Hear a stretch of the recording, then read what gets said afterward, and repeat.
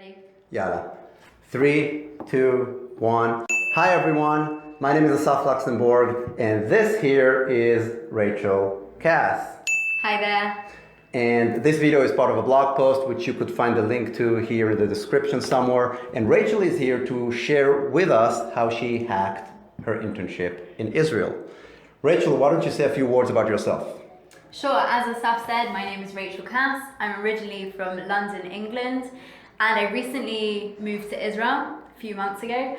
And I'm working as an English lawyer for an English law firm that's headquartered in London but has its biggest office in Tel Aviv's business district, which is quite a cool setup.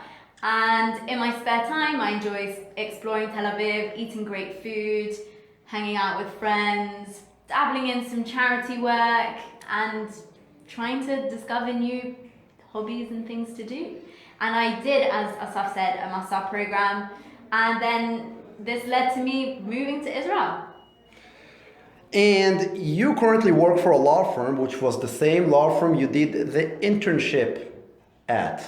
So you got a job offer from the same place where you interned, right? I did, yes. Right. And the beauty of that was that then moving to Israel and moving country was just so much smoother, because I was moving somewhere where not only did I know the culture and the environment and the people around me, not only were they really supportive of Olim. Because you had the internship before you moved here. Right? But it was a job that you had the job waiting for you. Require Hebrew. So I knew that I was comfortable. So this is important? Yeah. You do not speak fluent Hebrew and you got a job offer at the end of your internship. True. Okay. So let's back up for a second. What was the original motivation to come and do Masa to begin with? The original motivation, in all honesty, I probably shouldn't admit this, but I was a little bit bored in law school. Okay. And I was staring out of the window at the grey skies in London. Okay, so it was an escape plan. Sort of. Okay. It worked out well in the end. Didn't know it at the time. And I wanted to gain some new experiences, some practical experience. I wanted to develop personally, professionally, really get outside of my comfort zone. But you didn't have a plan to get a job in Israel and come to Israel afterwards, right? No, not originally. The plan was just to gain some more professional experience, but do it somewhere else. Do it somewhere that wasn't London. So 2 years ago you did Masa. You got the job offer at the end of the internship. You came back to London. You had to finish school, all that stuff. You had other things you did in between. Yeah. And then you came here a few months ago. I did. Throughout that process, what was the hardest thing so far? So far. The hardest thing definitely is being in a foreign country and not being fluent in the country and in the language that you're living in. You know, on a day-to-day basis, it might be things like the Wi-Fi is not working, so you've got to call up the provider and explain that it's not working, but you can't really use your words in the same way. Or it's something like... So small things become much harder because of language and culture. Yeah, okay. Exactly. But they're doable. And then also things like signing a contract for an apartment. I've trained as a lawyer, so I would always tell clients, or I was even taught very early on, to always read something before you sign it and always really understand it before you sign it.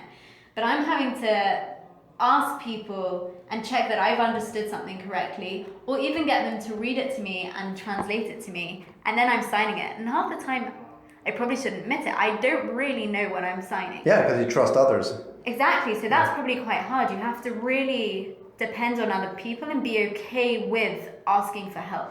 So what would you say, if we want to wrap it up, what helped you overcome this challenge the most? Sure, what really helped me was, it's a philosophy I sort of live by, which is don't ask, don't get.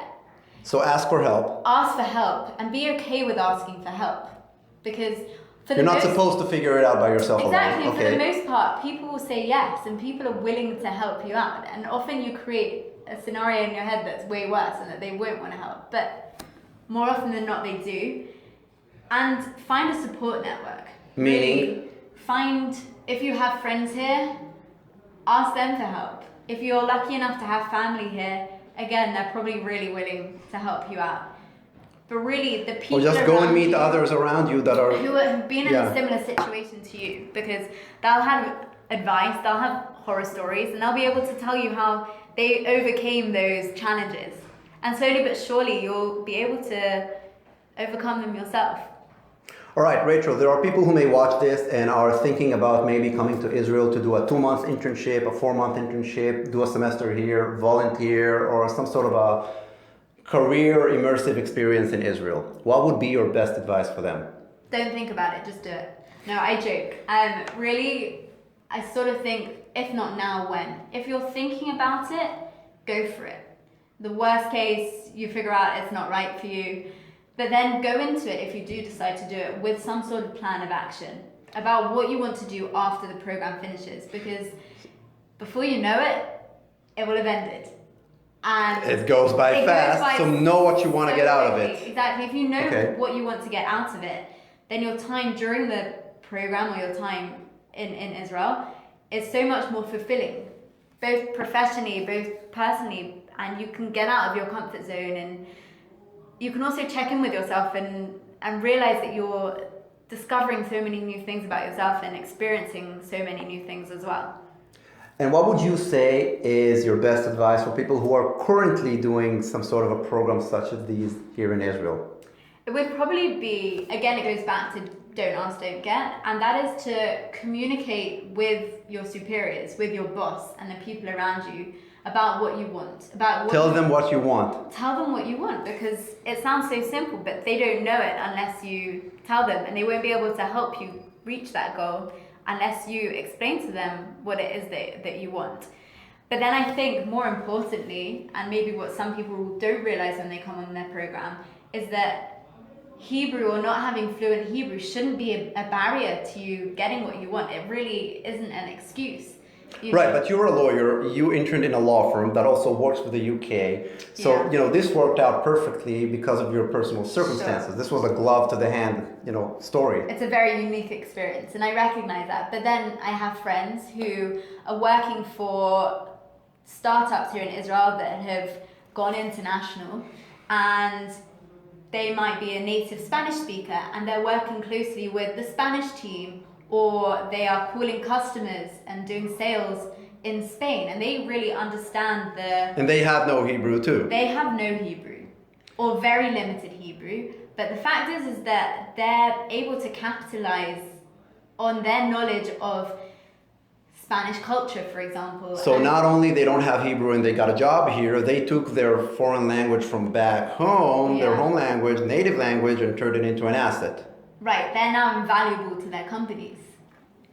Rachel, last question. What would be your universal message for any young professionals out there or others who may feel lost with their career path and are maybe struggling and don't know where to go? What would be your universal message to them? It would probably be to keep an open mind and to be flexible. I think so often we're taught from a young age that we should go to school, we should go to university, and then we should know what job we want to do. And it's a very linear path. But in reality, life isn't like that, right? It's not quite linear, yeah. And there are zigzags and there are twists and turns. So I think go with those. Follow your gut. If you don't like something, then you rule out that you don't want to do that job. But there's no rush to really figuring out what works for you, what you're interested in, what you're passionate about, the type of people you want to work with, the culture that you want to be in.